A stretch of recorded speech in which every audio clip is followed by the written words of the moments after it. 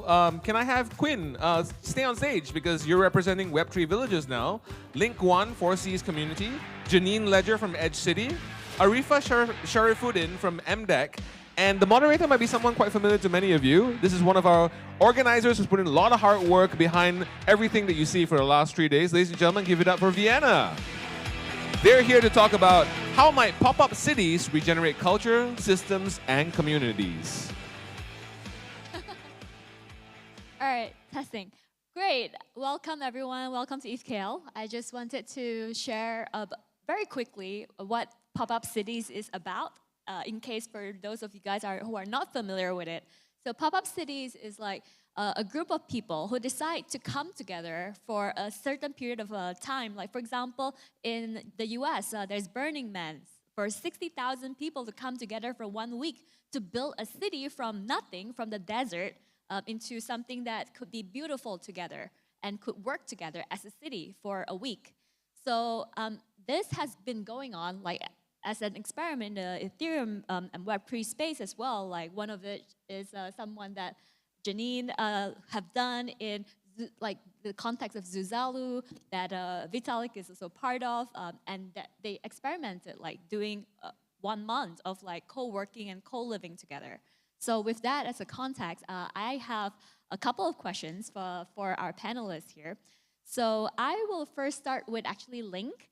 You can also introduce briefly yourself. The question I actually have for Link, given that Link is a part of a part of 4Cs in Chiang Mai, is like, what is the role of Web3 in this whole thing?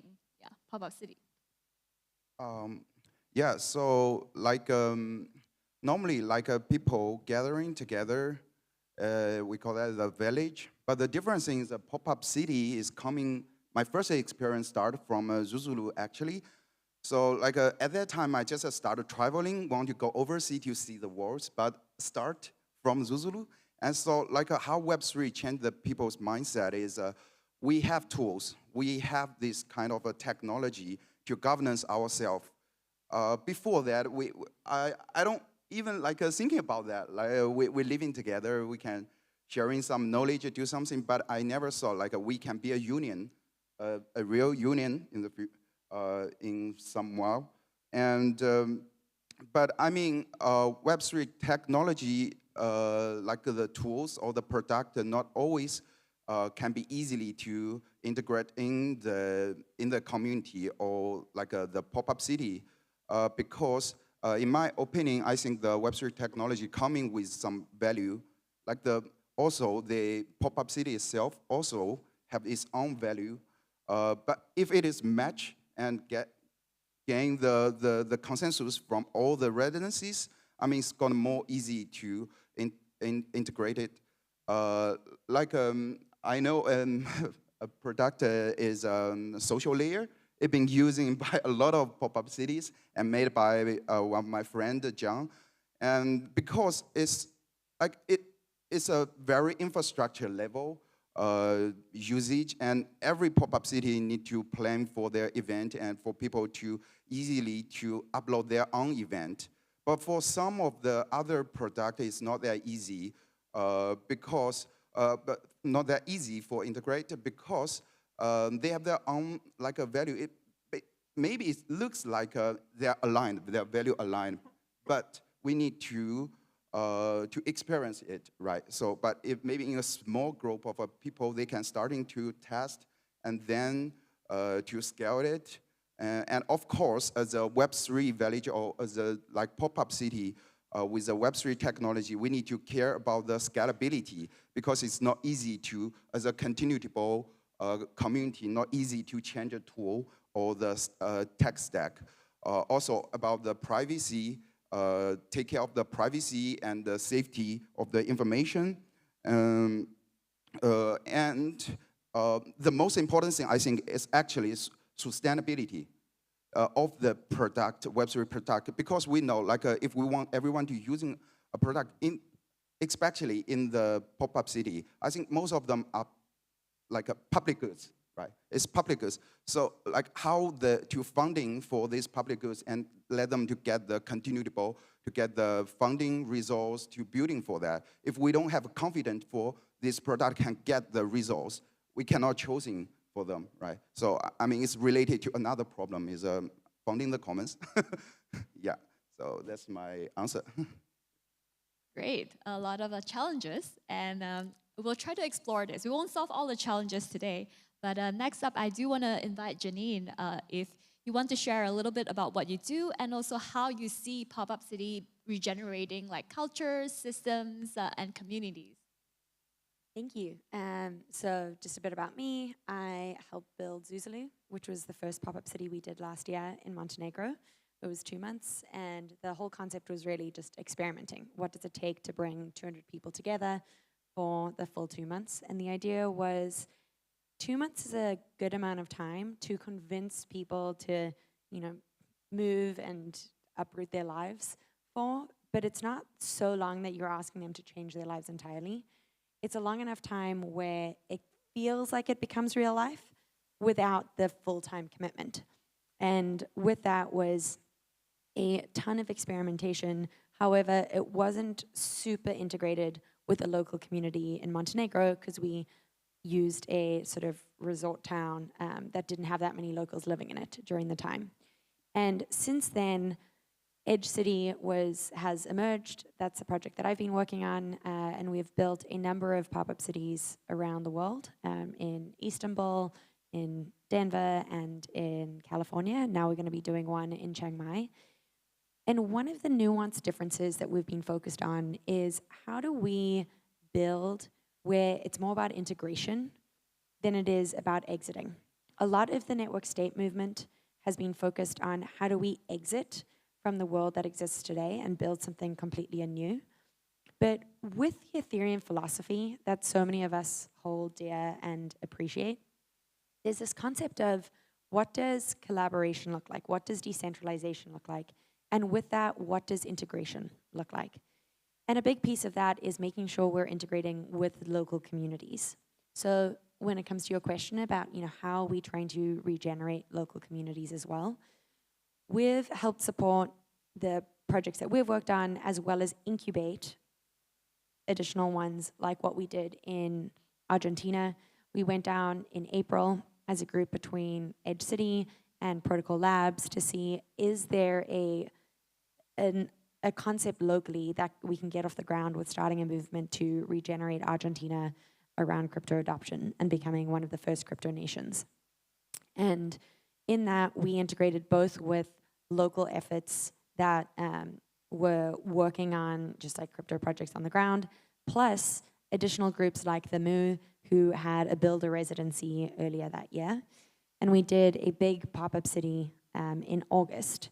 And that was fully run by the local community. That was 80% Argentinian. Link was there as well. We were there. And there was about 50 other community partners that got involved to support that local community. There is now an entire effort on the ground that is continuing to build and drive adoption of crypto technologies. And our hope in Chiang Mai would be something similar. Chiang Mai as a city is known as a nomadic region and has a lot of digital nomads. And if we can both bring pop-up cities and the idea of not just having a digital nomad hub, but also this like catalytic innovation hub where there's a number of different pop-ups that are each giving back in their own unique way to the local community. The hope is that we're leaving Chiang Mai better than when we arrived. Thank you. And I know that Janine has been having discussion with Arifah, who is one of our Malaysia Digital Economy Corporation government agency that focuses on actually supporting digital nomad visas. And she's actually looking into pop-up cities now, going to participate in one in Japan herself for a month, this month. That's why she can't be in Chiang Mai with the rest three of you. But Arifah, so what, you can introduce yourself and also what you're trying to do in the government and how do you see the government helping this movement? Hi, good afternoon, everyone. My name is Arifah. I'm from Malaysia Digital Economy Corporation. We are a public company that reports to the Ministry of Digital, and we champion the digital economy agenda, its development in Malaysia. At MDEC, I actually look after the digital nomad program where we actually design a digital nomad visa for tech professionals to land themselves here in Malaysia. There are also some other areas that I'm working on specifically in digital tourism, so that's my other portfolio. But how the role of government in facilitating the growth or maybe having pop-up city to consider Malaysia as a location, it will be things like, for example, facilitation services that we can do. At MDEC, we not only manage the processing of the digital nomad visa, we also have a tech entrepreneur program and its relevant visas for that one, as well as the moment that you like working in Malaysia or working from Malaysia, you feel that you want to build a company in Malaysia, there's also that pathway that you can take where once you build a Malaysian company in here, you have the Malaysia digital status, you will be given a quota for employment pass for foreign knowledge workers, and you can continue to live in Malaysia for a longer period of time. So that's the clear pathway that we have provided. Of course, there's also access to the local tech ecosystem that MDEC has been working on, because we've been around a long time, since 1996. So we've been around a long time. So yeah, and I think another point that that I want to raise is actually for technology, right? New products, and especially new technology, for it to scale, there needs to be regulation, right? There needs to be some form of regulatory intervention. So this is a key role that the government will take and should take. And this is where we can work collaboratively more in the future. Yeah. This is right on my next question that I'm curious about, which is about collaboration. Like, how can this whole thing come together? And with that, I actually do want to ask Quynh, because I know that Quynh personally has been thinking a lot about, okay, there's going to be about 10 different, at least, pop-up cities or residencies that we're aware of coming up in Chiang Mai in October. So how would it all come together? Any thoughts? Yeah, so I think that this is actually the very good question, even for all the organizer of different pop-up village in Chiang Mai. We also ask ourselves, because we all want to create the impact in Chiang Mai for the local community. Also, we want to see that after all of this, we need to live, and make the Chiang Mai even better. And how we can bring all of that collaboration together. And we don't see that it's as a competition, not at all. But we all see that we have the same vision. We also trying to make the movement in the country. So actually, we also thought about different activities, like how we can bring different activities together amongst 12 different villages. So for example, me, Janine, Link, and also other organizers, we also can say that during the weekdays, different pop-up village also have different activities and create different impacts, and they also have different goals. But maybe we can save some day during weekends, and then we can do some activities together in terms of even that doing for example hackathon demo day, or even do something community, or even do some roundtable discussion, so we can open for everyone, not is this only the resident of, for example, Edge City or 4C or whoever. And then with that way, we can open the platform for all the residency of different village, and also people can join. And we also see that this is one of the ways that we just can do the experiment first for the first week, and then we also even can do different the continuous activity. For example, we even can do the pop-up festival the last week together, and then also celebrate the month working in Chiang Mai. So that is one of the things that we start to do. But I think that deeper on that, we also want to see what is the problem, or the thing that we want to change in the local community, that we also can have Chiang Mai or Thailand or Asia together. Also, there is a deeper question that we're also trying to see, and maybe with all the expertise and also different builders, different like leaders and also community, we all can solve it together. And how we can do that? Maybe also hackathon is one of the thing, or also like, you know, I don't know, maybe you can add on other things. Yeah, I'm happy to add on here. It's really cool seeing so many different groups coming together, and it's kind of this question of, are we at the level of, you know, schools each doing their own thing and then doing sports games together? Is it a group where it's more like a city, where each of these are their own neighborhoods and we're overlapping in different ways, and we'll see how things play out. Ultimately, seeing where we can collaborate and not just being in the same room, but actually doing projects together is a core piece of weaving the community together. So some of those initial ideas that are definitely on the table is the last week of our efforts in Chiang Mai. Before DevCon, there'll be a big hackathon between all the different groups, so that the idea is like, can people hack together based on learnings that they've each had in their separate villages throughout the month, and then a big festival at the end that we're all co-creating with different stages and different initiatives to celebrate different groups' uniqueness and celebrate cultures that get built in each of these villages over the course of the month, versus just kind of try and, you know, make everyone the same the entire period. Right on the plurality theme as well, and the theme for ETHKL around building decentralized harmony, like how can we have our own integrity to our own identity or purpose, but also still collaborate together. So I know that Ling mentioned just now about like, hey, like there's a need for the infrastructure layer, which a lot of people don't see the importance of. But do you want to share about like how collaboration looks like to you, who you are trying to serve in your users, like, and also how would that success look like for you?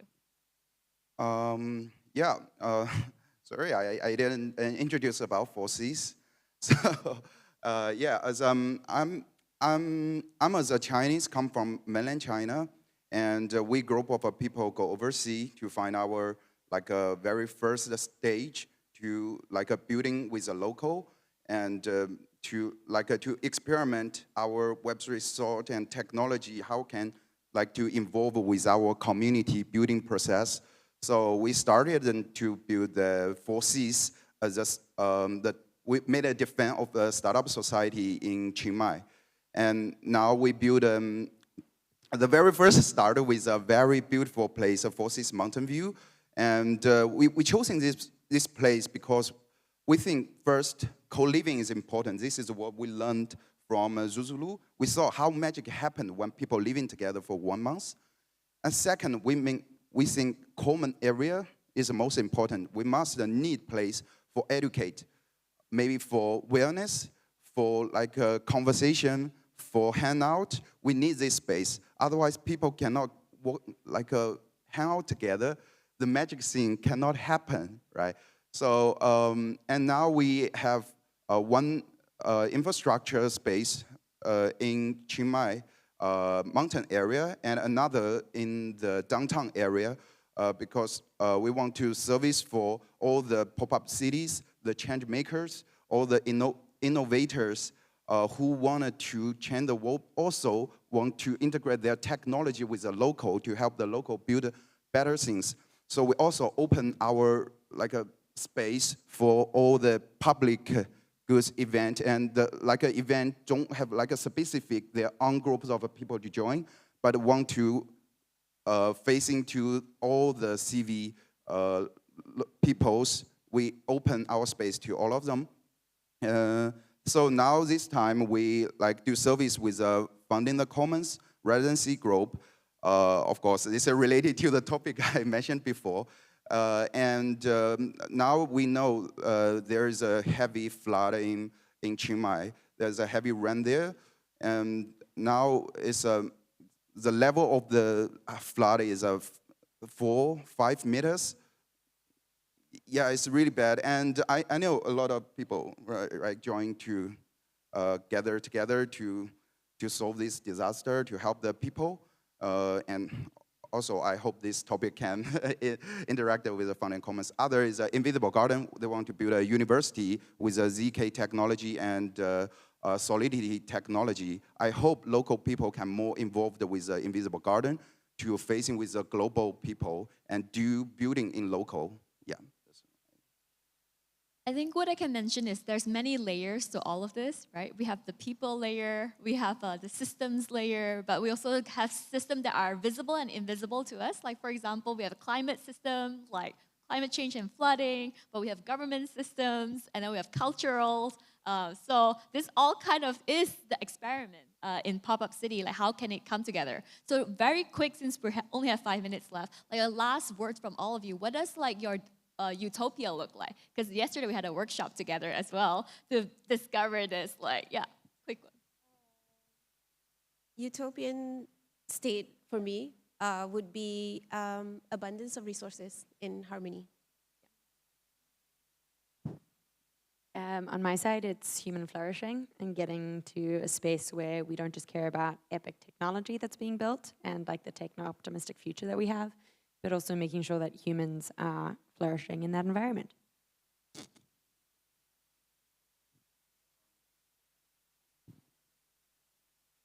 It's just one keyword is coordination. Yeah. For me, I think that, you know, as a being, for, you know, any person who join that utopia, they need to be healthy in terms of, you know, physical and also like mindfulness. And they also, you know, participate and together collaborate to create the impact. And also as a community, I think that's also the, you know, catalyst for everyone also to build, you know, like the trust. And the trust net is the place that, you know, everyone also can share and also can feel the freedom to be themselves and also can, you know, contribute to the community without any judgment lens from anyone or from any community. And I think that's the way that we also all together can create the impact and also can make the world better.